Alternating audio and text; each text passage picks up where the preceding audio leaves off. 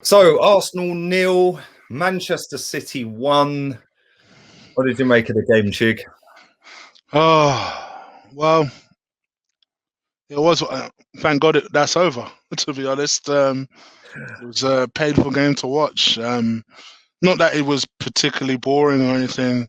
From a kind of it wasn't like a. It wasn't like I've watched worse games.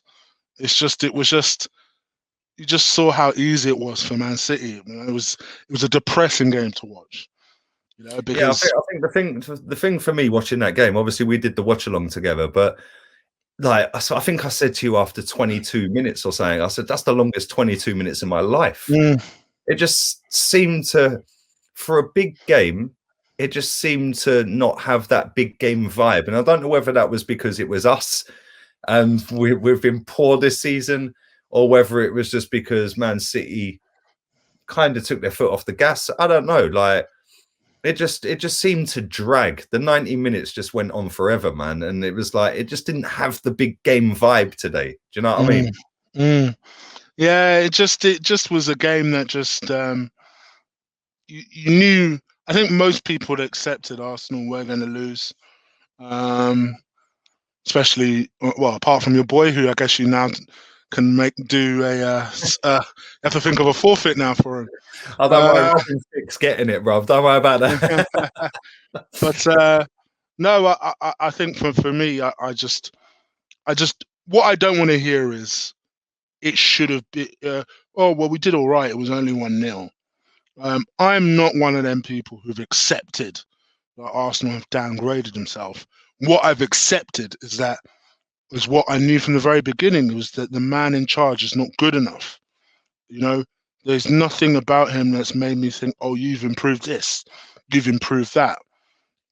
There's decisions that he doesn't learn from his mistakes from. I think I've said it from the very beginning. I don't think he's very good with youngsters. I think he alienates youngsters.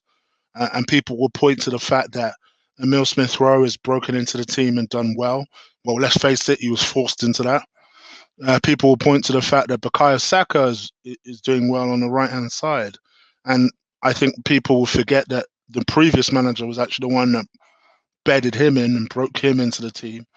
And Saka has actually done well in spite of Mikel Arteta.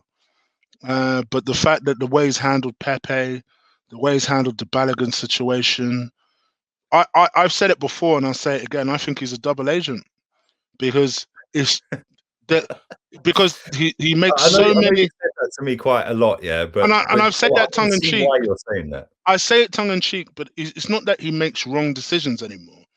It's the fact that A, he doesn't learn from those wrong decisions, and B, he makes so many bad decisions.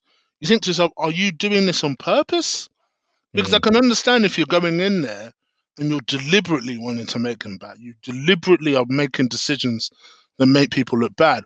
For me, I thought the first big major decision he made, which I question heavily, was the Leno Martinez thing.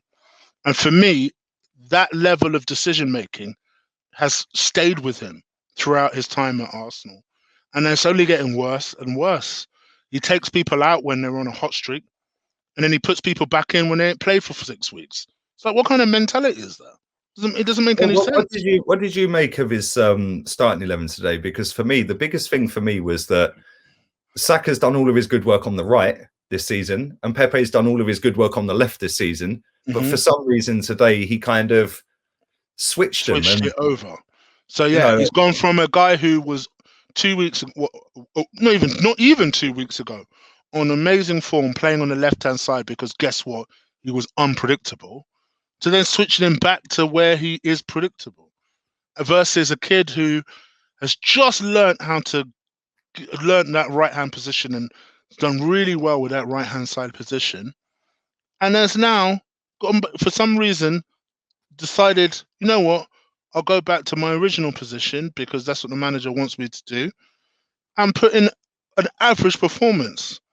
And let's be real here, was one of the better people in spite of that. Yeah, so I mean, the performance was so lackluster and so limp, and you know, the fact that Man City, they didn't really try today, did they? Let's be honest. They got their goal. They probably could have got a goal. Sterling miskicked one just before they scored. But I mean, Rob Holding today, like, and Pablo Mari. I don't necessarily listen. I've gone past the point of blaming these players because ultimately, like you just said, the manager is picking these players, and to pick them two together with Kieran Tierney and Marie on that left-sided defence haven't played and kicked ball. I know Tierney played the other night, but they haven't kicked a ball for 6 weeks. And you throw them in against Manchester City? I mean, really, come on, man. Who, like... Yeah, and I like Pablo Mari, but like very similar to Tierney. I like Tierney as well.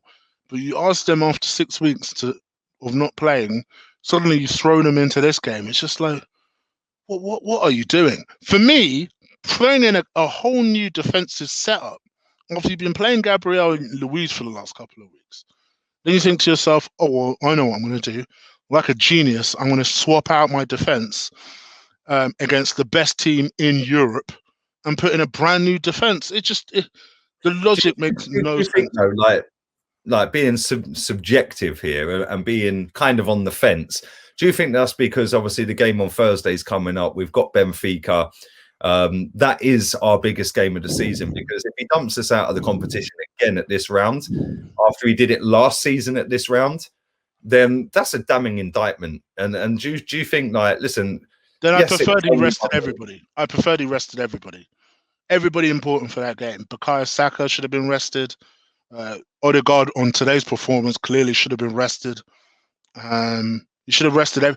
Our captain was fucking our worst player on the pitch today. You should have been rested.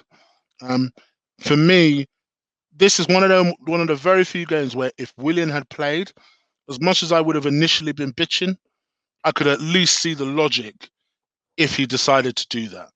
But he didn't. He decided that he'll kind of go with a slightly weakened first team and go with a brand new defense than a more attacking, top-heavy team. And to do that against Manchester City, I just found baffling.